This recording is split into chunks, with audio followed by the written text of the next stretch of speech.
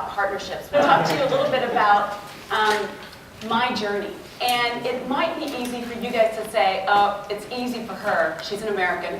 They have this can-do attitude, and they think everybody supports failure in America and all these things. Or, oh, she succeeded because she's tall, right? I mean, everybody makes up their own story about why somebody else can do it and why I can't, right? So here I'm standing here today. And back then when I was from my small town, I was naive.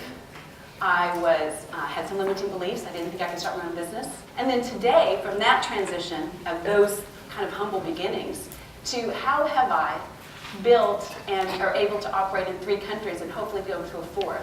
How have I survived this entrepreneurial roller coaster? And I really attribute it to all the things that you guys have seen in KPI. But the thing that pulls it all together is the partnerships, right? So it's the partnerships that I've been able to fall into, or get lucky with, or strategize on that have made me be able to stand here in front of you today and say I'm part of a 30 million pound business, right? So what I want to do over the next 20 or 30 minutes is just to share with you some of my story, but also some of my takeaways, give you a few takeaways. You know how when you're in your life, you're faced with this path. You've got the road, and then there's 2 or 3 different forks that you have to take. And the forced decision for me was I got made redundant. This dream job, living in London, I got made redundant. And I didn't know what I was going to do.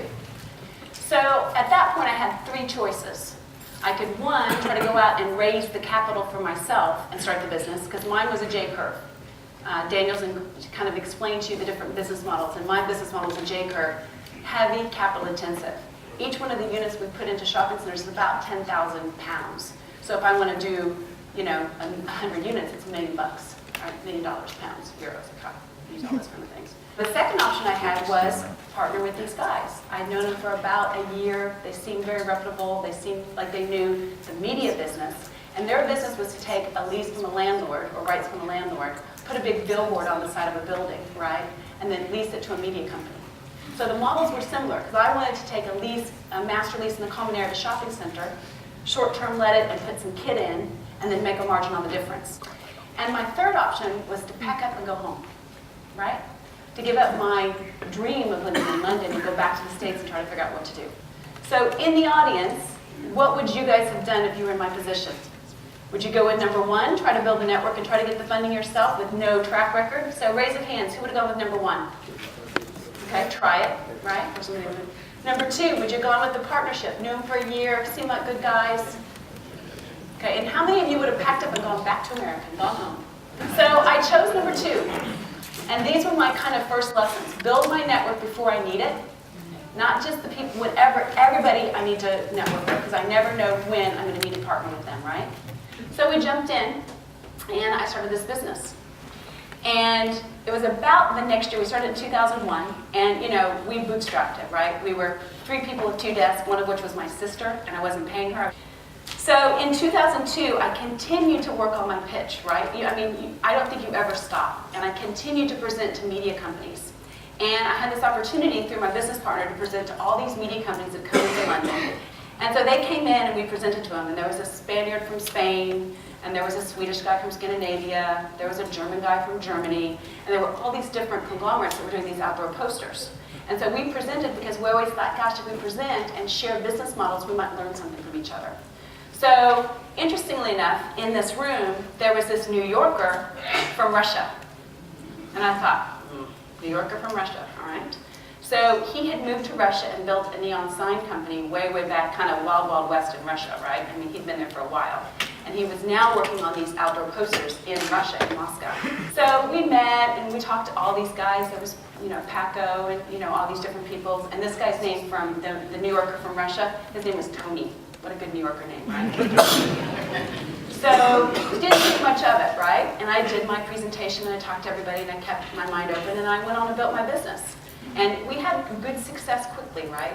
By 2003, we had built the business from 4 to 14 people. We've moved into our own office. We won the Evening Standard of the Year award at the Evening Standard Startups. So it was a good year. So as we built the business in the UK, fast forward to 2007, I get a call from Tony, right, from Russia. And I had seen him maybe once or twice in the last 5 years, not very much. Always friendly, always nice. How's your business? What's happening? And he said, Julia, he said, I never forgot that day that you presented to us in 2002 in that room with all those international people.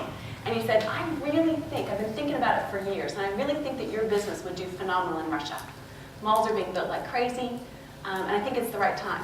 So here I get this phone call in the middle of nowhere, and this guy wants to work with me as a partner and license my concept in Russia, right? So after talking with business partners, because we had investors at the time because of our capital intensity, we tried to figure it out. What kind of partnership would be best? What should we do? Was it a JV? How would we invest? How would we know if the money wasn't going out the door? What if they spent a lot of money on the upfront? So partnerships are very complicated, but the gist of what I want you to take away was you never know where your next partner is going to come from. You never know who's going to call you out of the blue and say, I think we should partner. Or maybe you should think of who's the least likely person in your network that would unlock the value. We did the Retail Profile Russia license deal, and they started growing the business. Today, it's doing 28 million US dollars and still growing. Russia's one of the only places they're still building shopping centers, and they've got 100 prospects, 100 shopping centers for prospects. It's been the best partnership, right? So interesting, the New Yorker from Russia in 2002 turned out to be my partner in 2008. The other thing that I always try to do is think, who is the partner that I'm missing? I'm quite a pretty good networker because I'm curious about meeting people, and I'm always curious about how I can help people. And Daniel will attest to this. I'm always referring somebody to something. If I meet somebody and I hear what they're talking about, I say, I have somebody that might help you with that, and I refer them to somebody in my network that might help them. So once I'm giving to other people, if I ever call anybody for help, they're more than willing to help me, right? So we had built the business, fast forward 2 years, that was 2007-8, this is 2009, and we were looking at what we should do with the business next. And I still had aspirations to go to Europe. I still had aspirations to build in individual countries, just like we've done in Russia, because it was hard and difficult, but successful. So we were looking more on a strategic basis of what should we do to leapfrog it? What's going to be a game changer for our business? And we came up with a crazy idea, right? And we came up with a crazy idea to look at our competitors. Now, you really wouldn't think that your competitors is going to be a partner. But what we did was we looked at our largest and most fierce competitor. And I had gone over the years up against them on bids, and I lost to them even though I was a better choice. And I could never figure it out, right? Because they had connections in a network. So they were really tough competitors of mine. But yet I was still brave enough to go ring them on the phone, ask the two founders to sit down and have a conversation. Let's just have a coffee. And I kind of kept them friendly at the industry events because you want to keep your enemies a little close to you so you know what they're doing, right? So we sat down and talked, and actually it fit for them too because we diversified. Together, it wasn't 1 + 1 = 2. It was 1 + 1 + 1, it equals at 39 million, right? We're at 30 million now, but we want to go to 50 million. So it was a real multiplier effect for us if we joined forces. And that's what we did. We had to sit down. It was a lot of due diligence. It was a difficult deal to figure out how it was going to work and what was going to happen. But there were tons of synergies. So that's what we did. In 2010, we merged with our largest competitor. We did a partnership with them. And it's still difficult because as an entrepreneur, I had to actually give up control. And I had to give up a lot of being at the forefront. But the trade-off was that I have a smaller piece of a bigger pie. And that's the other thing with partnerships. What do you have to give up in the beginning to get the bigger win?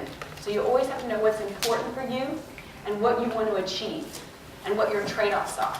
In partnerships, it's hard to say, here's the structure, here's the model, here it is, because it's so individual. But what I'm hoping is that you have a few takeaways about opening your mind and your creativity to who should I be partnering with? Is it my largest competitor, right? Is it the New Yorker from Russia, right? Who is it in my network that I'm overlooking that could multiply my business?